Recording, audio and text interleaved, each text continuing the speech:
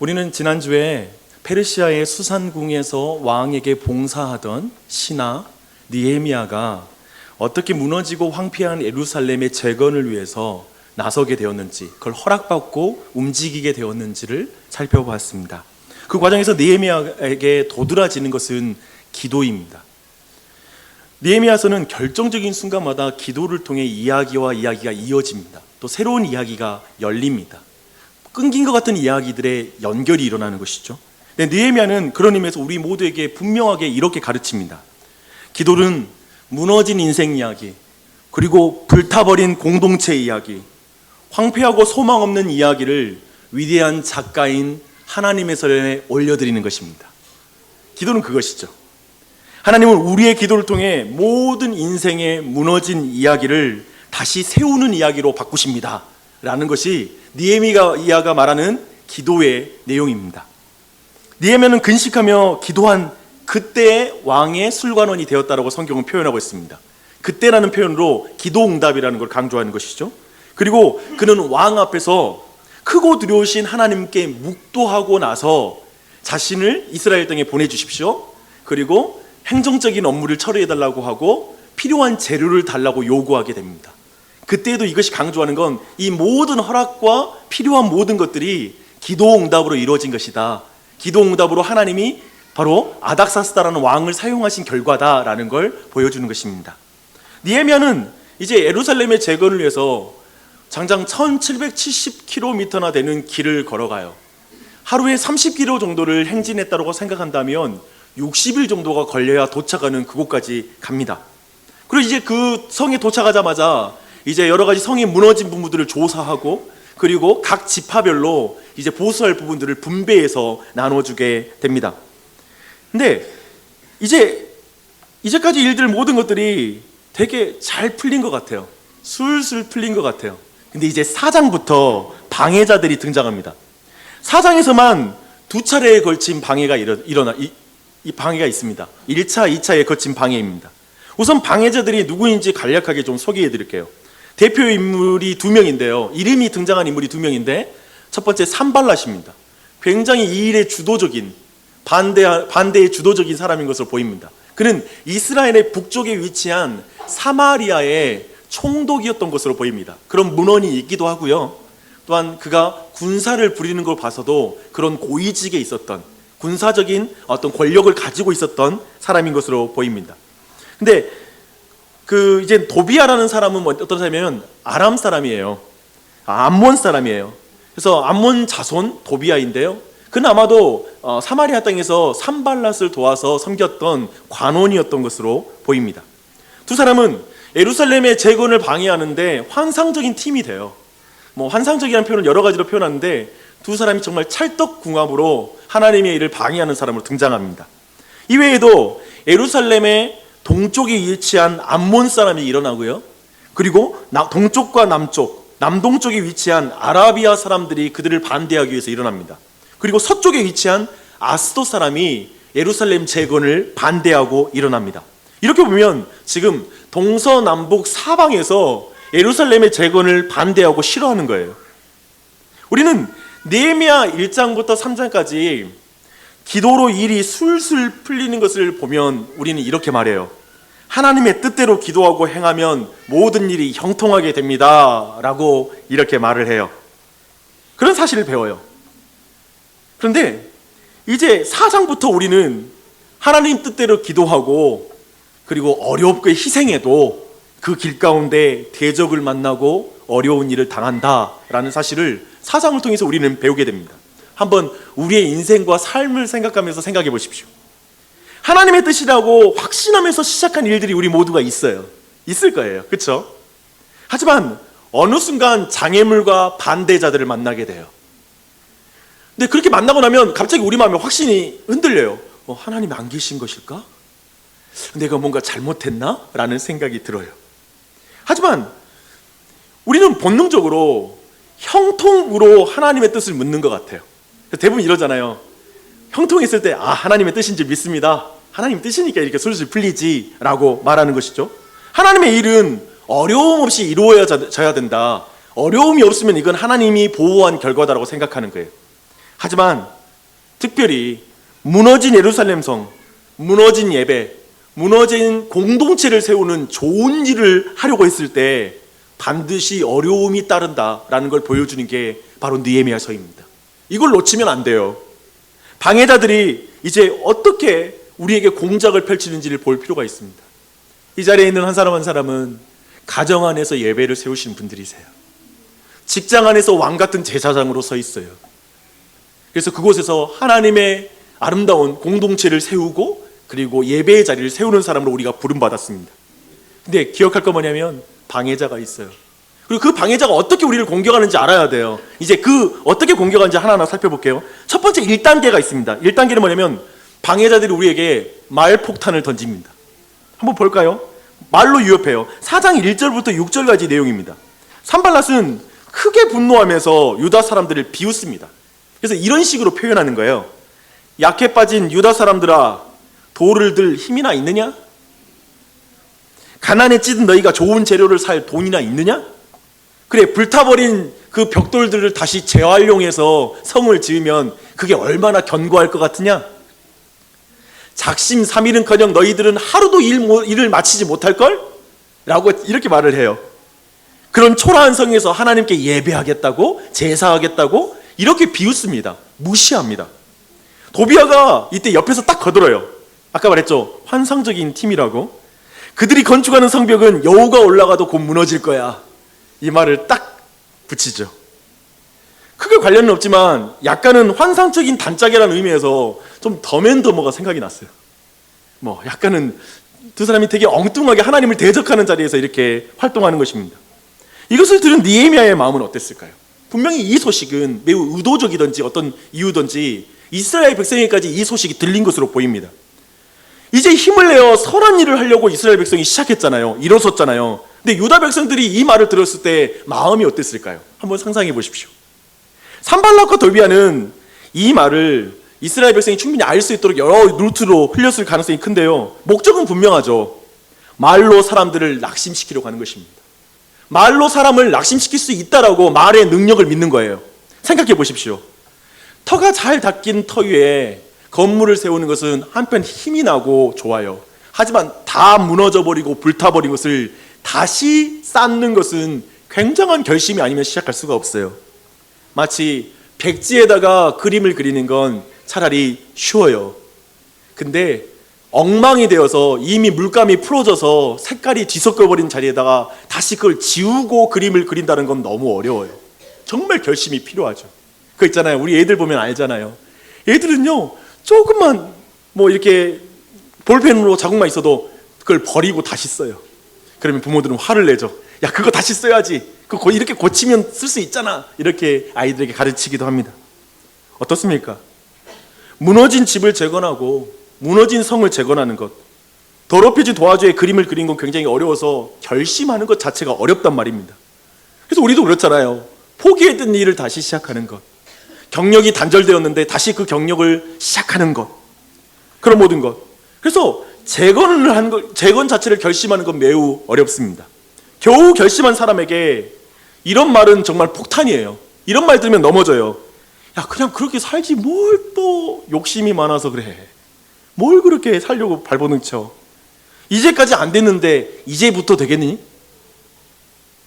강하잖아요. 이제까지 너 그렇게 살았는데 이제부터 살 수 있겠니? 라고 이런 말 들으면 그 말은 그냥 말이 아니에요. 이런 말 한마디 들으면 겨우 다잡은 마음 다 무너져요. 그렇잖아요. 이 말을 내 자신에게 듣기도 하죠. 다른 사람에게 듣는 게 아니라. 가장 가까운 사람이 이런 말 하면 너무 힘들어요. 정말 너무나 깨어진 부부관계를 회복하려고 내가 노력하고자 한마디 딱 하고 이렇게 얼굴을 환하게 웃었는데 이렇게 왜 웃어? 그런 말 던지면 마음이 낙심이 돼요. 말폭탄이에요. 이런 사람의 약함을 너무 잘 알았을, 이런 심리를 잘 알았을 느헤미야는 어떻게 합니까? 4절을 보니까 기도해요. 우리말 성경은 정말 번역을 잘했어요.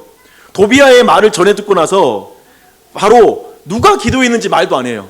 이 말을 듣자 느헤미야가 기도했다, 이런 말이 없어요. 바로 우리 하나님이여 들으시옵소서. 우리가 업신여김을 당하나이다. 원하건대 그들이 욕하는 것을 자기들의 머리에 돌리사 노략거리가 되어 이방에 사로잡히게 하옵소서. 느헤미야는 말폭탄을 맞고 나서 바로 기도합니다. 하나님만이 백성들의 마음을 선한 일 가운데 이끄실 수 있다고 믿은 거예요. 분명히 이 소문이 퍼지면 백성들의 마음이 나눠질 수 있고 낙심할 수 있잖아요. 근데 하나님께 기도해야지 이 문제가 바로잡아질 수 있다고 믿는 거예요. 근데 기도 내용을 보면 느헤미야가 업신여김을 당했다라는 그 느낌을 표현하고 있어요. 이걸 주목할 필요가 있어요. 유다 백성들의 실력을 무시해서 지금 자존심이 상한 걸까요? 너희들 오늘 하루 일도 못할걸? 마치 이스라엘 백성의 실력을 무시해서 그럴까요? 돈 없고 실력 없다는 말에 그가 수치심을 느꼈다는 표현일까요? 그보다는 저는 느헤미야가 기도의 사람이었던 걸 주목할 필요가 있어요. 그리고 원래 산발랏이 이런 비난을 했어요. 너희가 거기에서 제사 드리려고 하냐? 갑자기 하나님을 걸고 넘어진 거예요. 그는 산발랏이 제사를 무시한 것에 업신여김을 당했다라고 고백하는 것이라 믿습니다.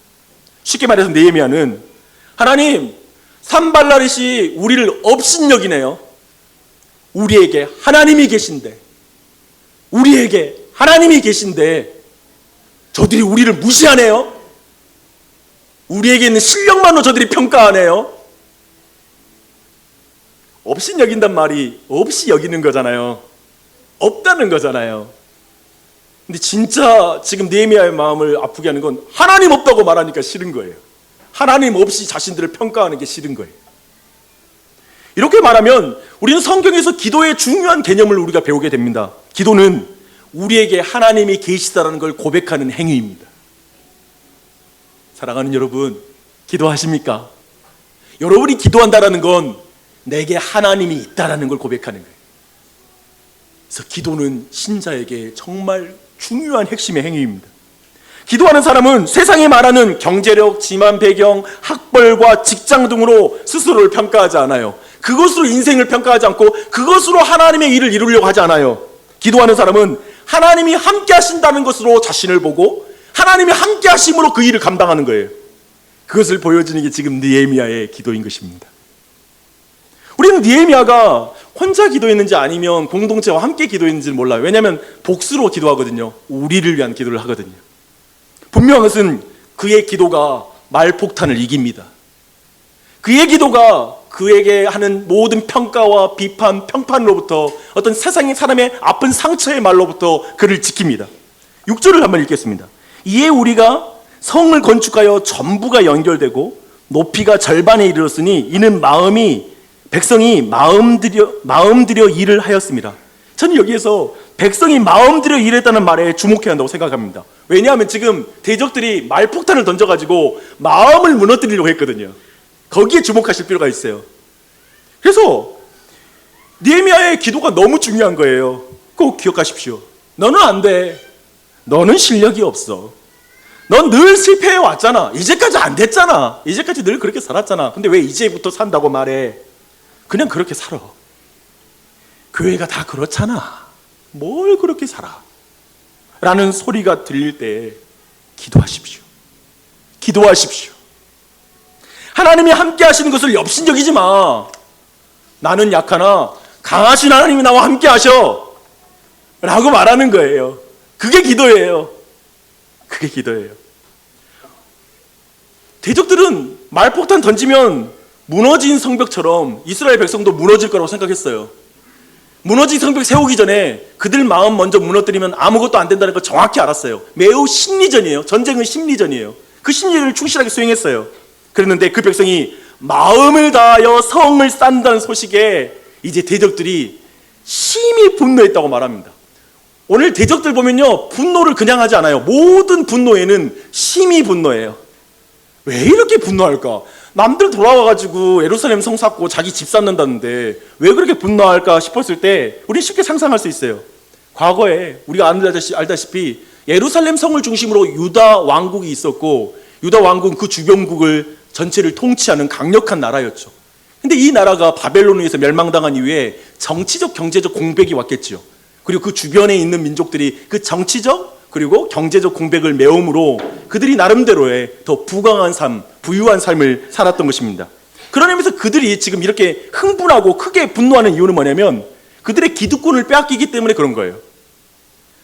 나의 유익을 위하여 다른 사람을 착취하는 것, 다른 사람을 가난하게 만들어 나 혼자 부하게 되는 것을 소중하게 생각하는 가치관을 갖고 있는 것이죠. 그래서 이제 너무 화가 나니까, 말폭탄도 효력을 발휘하지 않으니까 그들이 이제 물리적 행동을 하기 시작합니다. 그러나 우리는 예루살렘 재건이 왕의 명령으로 이루어졌다는 사실을 주목할 필요가 있어요. 지난주에 봤잖아요. 아닥사스다 왕이 이걸 허락해서 일이 이루어지는 것이거든요. 그런 면에서 이것이 실질적인 군사적 충돌로 이어질 것인가에 대해서는 여전히 우리가 물음표를 가질 필요가 있어요. 여하튼 분명한 것은 지금 예루살렘 성에 포위하고 있는 거예요. 그리고 군사적 위협을 가하면서 아마도 그 군사적 위협, 공성전에서 그렇게 장기전을 펼치는 이유는 항상 내부의 붕괴를 목적하고 있는 것입니다. 참으로 예루살렘에 선한 일을 위해서 모였던 백성들의 마음이 어땠을까요? 얼마나 두려웠겠어요. 생각해보세요. 처음 시작이 어렵잖아요. 근데 시작을 해가지고 이제 성이 중간쯤 쌓였을 때 얼마나 신바람 났겠어요. 여러분 어디 공동체와 또 누구와 함께 신바람 나게 일해본 적 있으세요? 같이? 이제 가시적으로 눈에 드러나잖아요. 성이 중간쯤 쌓이니까 얼마나 신이 났겠어요. 하나님이 일하신다, 함께 하신다 라고 생각하면서 일했을 거예요. 그런데 또 대적이 일어나서 군사적 위협까지 가하는 거예요. 우리는 아마도 우리 모두는 이런 상황이 닥치면, 인생 가운데 닥치면 이렇게 말할 것 같아요. 아니, 하나님의 나라를 위해서 일하는데 왜 이렇게 힘든 일이 많이 생겨? 한 번이면 됐지 왜 또 두 번, 세 번이야? 아니, 처음에 그런 작은 문제 이겼으면 문제가 더 작아질 것이 왜 더 큰 문제가 인생에 닥치냐고 라고 말하겠죠. 그렇게 말하면서 하나님 왜 이렇게 일하시나요? 라는 마음이 들 것입니다. 그런데 느헤미야의 백성들은 어떻게 반응했을까요? 9절에 그 반응이 나와요. 우리가 우리 하나님께 기도하며 그들로 말미암아 파수꾼을 두어 주야로 방비하는데, 이 표현은 정말 중요해요. 또 기도하잖아요, 그렇죠? 느헤미야의 특징이에요. 또 기도해요. 근데 우리가 우리 하나님께 기도하며, 사실 대적들이, 그리고 사단이 오늘날의 교회를 깨뜨리려고 할 때에도 마찬가지고 만고불변의 법칙은 뭐냐면 공동체를 깨뜨리려고 합니다. 우리를 깨뜨려서 나를 더 중요하게 만드는 것. 그것이 바로 사단이 가지고 있는, 고대로부터 가지고 있는 전략이에요. 사람이 극한의 위험에 빠지면 어떻게 행동하나요? 나 살고 보자라고 말해요. 그렇죠? 극한의 위험에 빠지면 나 살고 보자라고 혼자 내빼는 것이죠. 사람이 힘든 일이 닥치면 다른 사람 안 보이는 법이에요. 그러니까 다른 사람 잘 도와주는 사람은 진짜 위험하지 않는 사람이야 라고 말할 수 있겠죠. 그렇지 않겠어요? 이렇게 말하면 될까요?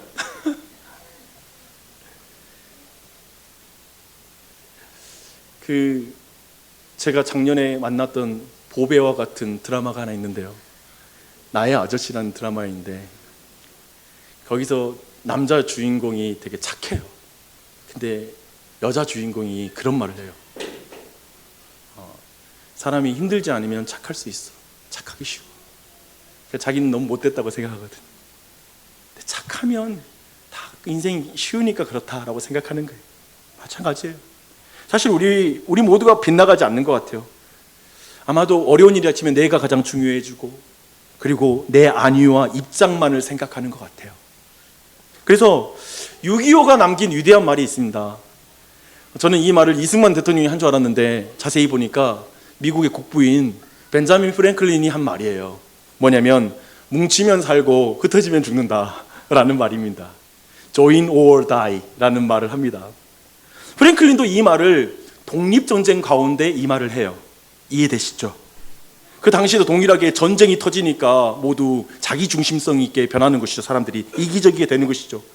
그래서 그렇기 때문에 지금 전쟁의 긴장감 속에서 드린 이 기도는 너무 중요한 거예요. 우리가 우리 하나님께 기도하는 것.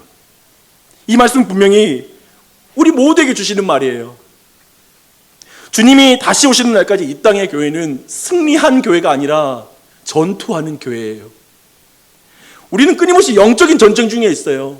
교회의 모든 삶을 봐요. 마지막 날까지 끊임없이 대적이 일어나요. 끊임없이 문제는 일어나요.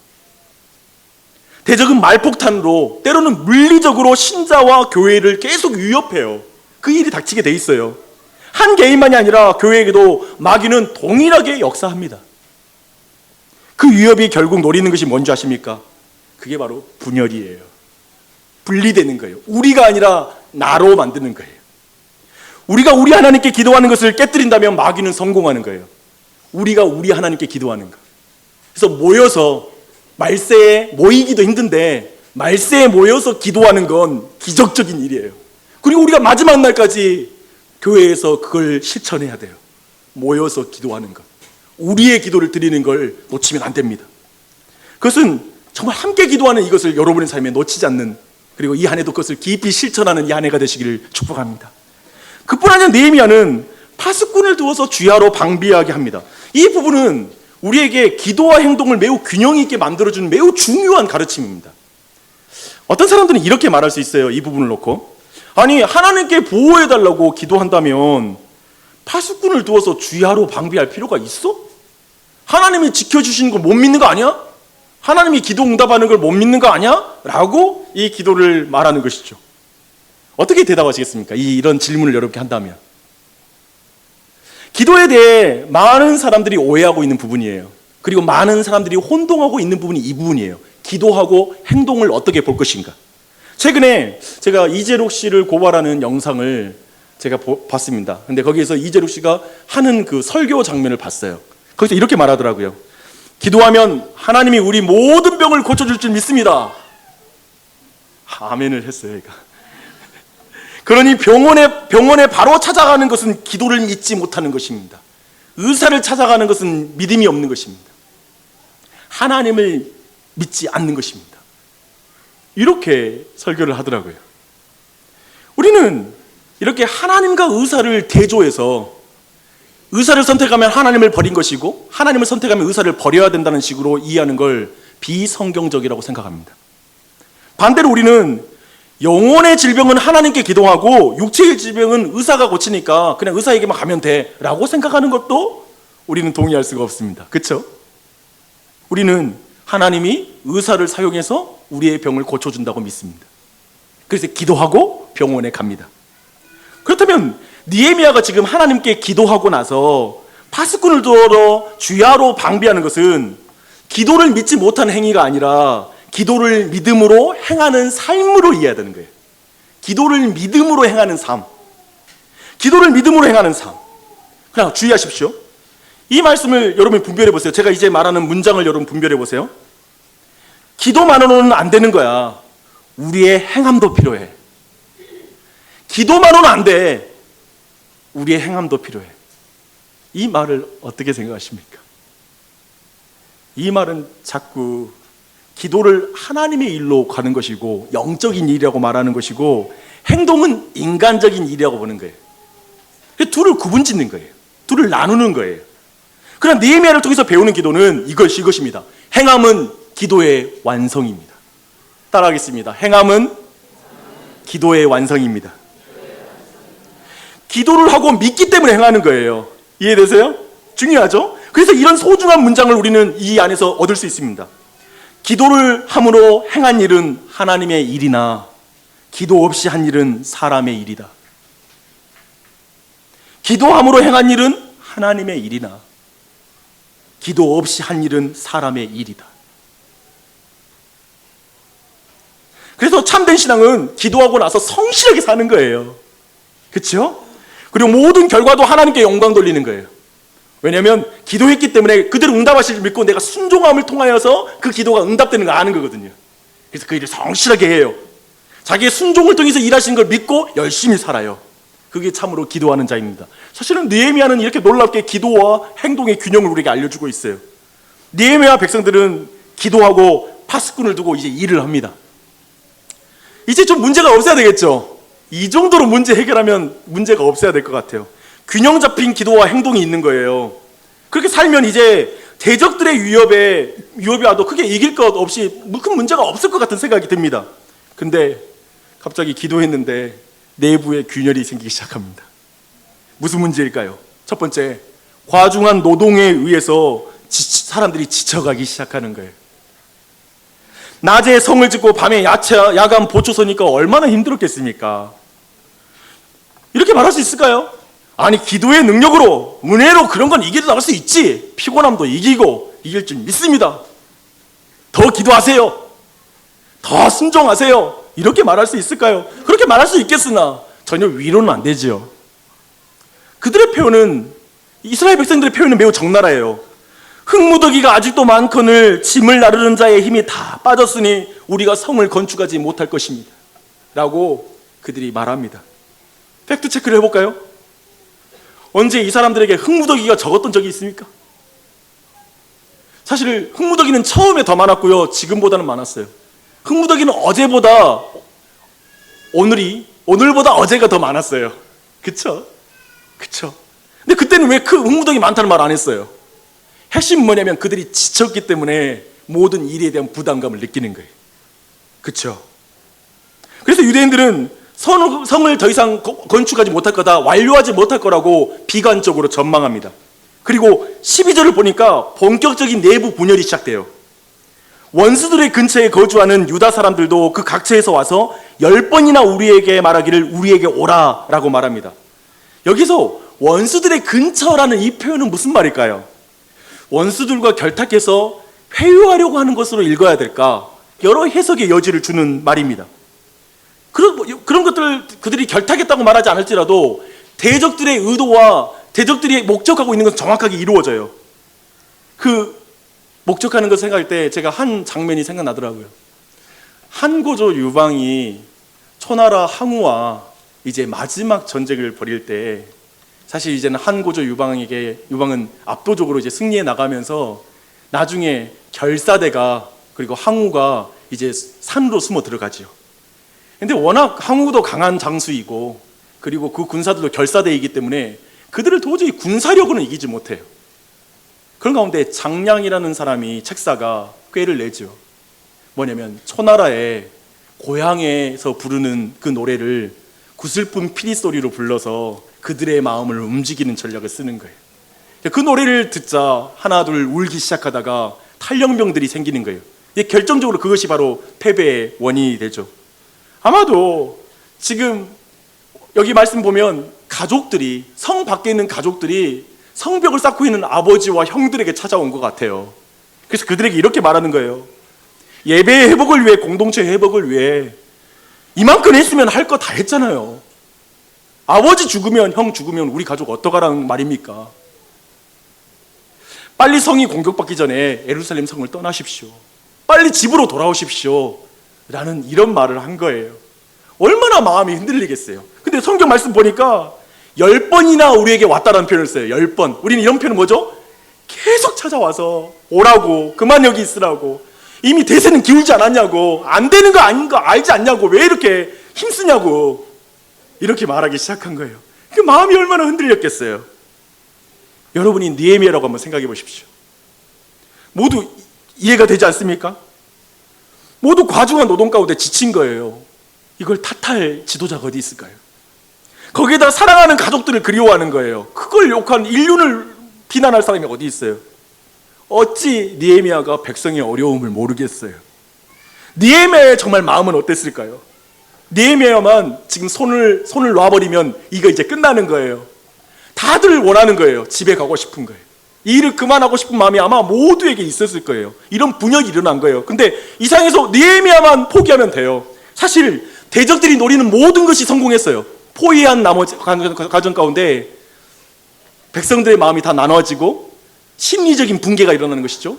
또 육체가 피곤해졌죠. 육체적인 피로가 진하게 그들에게 온 거예요. 다 성공했어요. 이제 느헤미야만 무너지면 돼요. 얼마나 큰 압박감이에요. 더 이상 이 일을 유지하지 못할 정도로 압박감을 느꼈을 거예요. 이런 상황에서 가장 외로웠을 느헤미야를 상상해 보십시오. 여러분, 가장이라는 인생의 무게로 한번 생각해 보십시오. 아버지, 엄마라는 인생의 무게를 가지고 이 상황을 한번 생각해 보십시오. 내 가정을 향해서 이렇게 무겁건만 느헤미야는 얼마나 무겁겠습니까? 한 사람이라는 인생의 무게를 가지고 이 상황을 생각해 보십시오.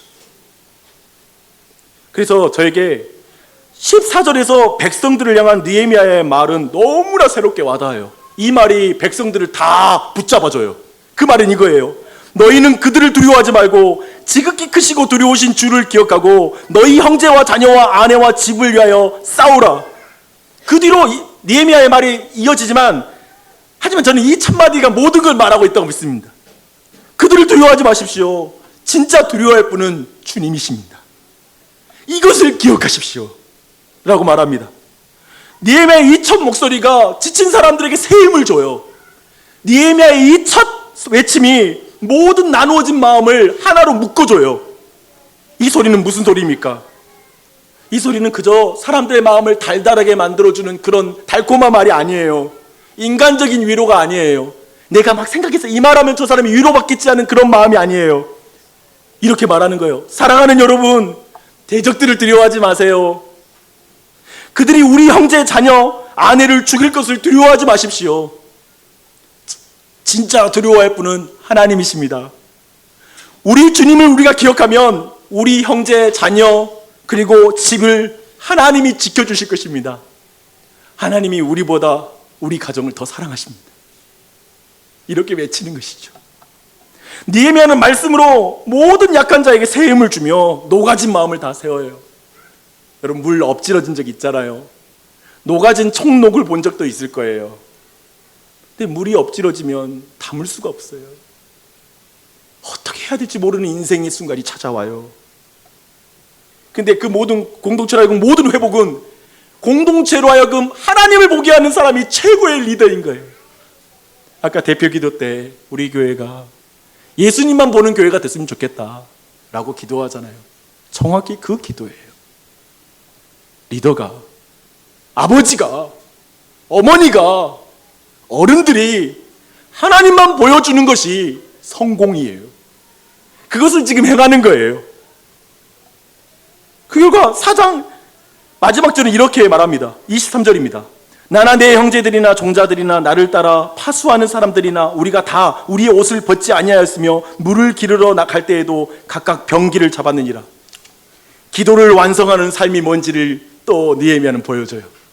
자기만 뒤로 빠진다? 아니요. 그가 솔선수범해서 그 기도의 응답을 살아요. 이게 바로 느헤미야입니다. 이제 성벽을 재건을 방해하는 외부적인 문제로 인한 공동체의 문제를 기도와 솔선수범하는 지도자를 통해서 문제가 해결되기 시작해요. 어때요? 근사하죠? 그런데 5장에 뜬금없이 또 문제가 생겨요. 환장하겠어요? 이것은 지금 외부에서 오는 문제가 아니라 내부 문제에 대한 외침이에요. 기억해 보십시오. 제국의 역사, 멸망의 역사 가운데 외부의 공격으로 인하여서 멸망하기보다 내부적인 문제와 골마 터진 문제들이 결국 나라를 멸망시키는 것을 우린 봅니다. 그래서 아직도 로마의 멸망을 아직도 연구하고 있잖아요. 수백 년 동안 진행됐다라고 평가하기도 하죠. 그것을 생각할 때 사실은 이 문제가 진짜 문제예요. 공동체와 그리고 우리 가정의 예배를 못 세우게 하는 가장 큰 문제는 이거예요. 이렇게 보는데 저는 이런 말이 생각나더라고요. 오늘 이 전체를 보는데 좋은 일을 하기 진짜 어렵다. 그렇지 않아요? 하나님의 성 다시 쌓는 게 왜 이렇게 어려워? 문제가 이렇게 많아 라는 생각이 들어요. 내부의 문제가 뭐냐면요, 바로 극심한 빈부격차로 인해 벌어진 문제입니다. 가난한 자들이 여인을 중심으로 유다 백성의 내부를 향한 비판의 외침이 터지기 시작한 거예요. 무슨 일일까요? 가난한 자들 안에 밭과 포도원이 저당 잡힌 사람들이 나타나는 거예요. 그리고 또 그 안에서 자녀들이 종으로 팔리게 된 상황이 있는 사람도 있는 거예요. 그리고 또 한 가지는 실제로 딸들 중에 이미 종이 된 사람들로 나타나기 시작했어요. 거기에다가 나라의 세금은 어마어마하게 부과되고 있어요. 거기에 더하여서 흉년까지 닥쳤어요. 하나님이 일하는데 하나님 정도는 풀어줘야 되는 거 아니에요? 흉년 줬으면 이런 문제 안 생길 텐데 흉년도 들고, 좀 나라 문제도 해결해야 되는데 그것도 아니고 엉망이에요. 얼마나 힘들어요. 근데 남자들은 돈도 안 되는 성벽 짓고 있어요. 이게 문제인 거예요. 남자들은 돈도 안 되는 성벽을 짓고 있어요. 그러니 이 가난한 자들이 나와서 시위를 하는 거예요. 느헤미야는 이 소식을 듣고 나서 굉장히 화냈다라고 성경은 표현해요. 얼핏 어떻게 해석해야 될지 모르겠는데, 아니 원망 불평하지 말고 기도하세요. 믿음으로 하나님의 공급하시는 믿으세요. 어디서 화내고 그래? 원망은 항상 큰 우리의 대적이야. 막 이렇게 말하면서 어쩌면 그 백성들, 원망하는 그 서민들을 혼내야 될 것 같은데요, 느헤미야는 이 문제를 훨씬 깊은 공동체 내의 적폐의 문제로 연결시킵니다. 이것은 지금 이 가난의 문제가 개개인이 게을러서의 문제가 아니라 이스라엘 백성의 구조적인 문제라는 걸 분명히 보는 것입니다. 7절을 보니까 느헤미야가 깊이 생각했다고 그래요. 그리고 귀족들과 민장들, 곧 정치 지도자들을 불러서, 부자들을 불러서 책망합니다. 그도 그 책망하는 게 어떻게 하냐면 대회를 열어서 책망해요. 공개적으로. 곧 그들이 성경이 금하는 고리대금을 했다. 형제를 종으로 부리며 착취하는 자들이라고 말씀으로 책망해요. 대놓고. 그들은 공동체 전체가 성벽을 재건하는 순간에 남자들이 일하러 가면 가족들이 돈이 없잖아요. 그러면 고리대금을 하게 되겠죠. 그렇게 되면 결국 못 갚아서 팔리는 거예요. 이 일이 벌어진 거예요. 놀랍게도 유대인의 지도자라는 사람들이 그 기회를 사용해서 자기 재산을 증식시키는 기회로 삼는 거예요. 종을 많이 사는 기회, 값싼 노동력을 얻는 기회로 그 기회를 사용하는 거예요. 바로 이 내부에 문제가 있는 거예요. 지금 이스라엘 백성이. 지금 성벽은 무슨 성벽이에요? 무슨 성전 건축이에요? 내부에서 이렇게 서로를 사고 팔고 있는데 이 엉망의 문제가 교회 안에 있다는 거예요. 이 엉망의 문제가 하나님을 믿는 공동체 안에 이 문제가 있는 거예요. 그래서 느헤미야는 공개적으로 회개를 촉구합니다. 근데 놀랍게도 책망을 받은 그 사람들이 회개하고 돌이켜요. 자신의 죄가 지적받았으면 화가 날 법도 하잖아요. 대회를 열어서 공개적으로 망신당하니까 아니 어떻게 공개적으로 나를 망신을 줘? 느헤미야 라고 대들 법도 한데 그냥 하나님이 말씀을 정확하게 말씀으로 지적하니까 네 라고 말하며 우리가 당신의 말씀대로 행하여 돌려보내고 그들에게서 아무것도 요구하지 아니하리이다. 성벽이 건설되는 것으로 멈추지 않고 이스라엘의 죄가 드러나고 결국 이스라엘의 마음의 성전이 세워지는 거예요. 마음 안에 하나님의 전이 세워지기 시작한 것입니다. 그래서 마음의 성전이 다시 재건되었습니다. 5장 13절은 이렇게 마칩니다. 회중이 다 아멘하고 여호와를 찬송하고 백성들이 그 말한 대로 행하였느니라. 할렐루야. 아멘. 이렇게 오늘의 모든 이야기가 마무리됩니다. 오늘 이 자리는 우리 청소년들도 많은데 한 사람의 인생 속에 수많은 장애물이 있습니다. 선택을 잘해도 선택을 못해도 장애물을 만나고 어려운 일을 경험해요. 다들 어려운 일 당하면 선택 잘못해서 당했다고 생각해요. 아니요. 선택 잘해도 어려운 일이 닥쳐요. 죽음이 찾아와요. 사고가 부지부식 가운데 와요. 하나님의 백성으로 말씀을 따라 세상을 살 때는 사탄이라는 대적도 나타나요. 세상대로 살아가면 사단도 우리를 크게 건드리지 않는데 우리가 하나님 뜻대로 살려고 그러면 사단이 옆에 붙어서 방해해요. 우리는 인생 속에서 실패를 경험하며 마치 엉망이 된 도화지를 찢지 못하고 거기에다가 다시 그림을 그리고 그림을 그리는 그런 기분을 느낄 때가 많아요. 그렇죠? 얘들은 잘못 그리면 도화지 찢어서 새로운 거 쓰는데 인생은 그게 안 돼. 지금 내가 어디서부터가 잘못된가 모르겠는데 뭔가 지금 내 인생이 잘못됐는데 내 인생 뭔가 잘못 그렸는데 그것을 내가 어떻게 그걸 다시 그릴지 모르겠는 거예요. 하도 고쳐가지고 너덜너덜해지는 인생도 있고요. 손댈수록 더 엉망이 되는 인생도 있어요. 인간적으로 좀 그림을 그려보려니까 더 안 되는 경우가 있어요. 하나님의 백성으로 살겠다는 첫 직장의 마음 다 잃어버렸고 아이를 낳았을 때 내가 하나님의 사람으로 키우겠다는 그 다짐도 어느새 흐려져 버릴 수 있어요. 인생 여정 속에서 공동체에 대한 상처를 받아서 공동체에 대한 기대감도 많이 사라진 사람도 있을 수 있어요. 그래서 다시 시작하는 게 너무 힘든 거예요. 다시 시작하는 거. 다시 시작하는 거. 근데 저는 여러분에게 그 엉망이 된 도화지를 여러분의 인생을 주님께 올려드리는 그 기도를 다시 시작하기를 축원합니다.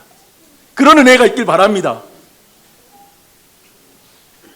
여러분의 인생을 멋지게 바꾸실 거예요.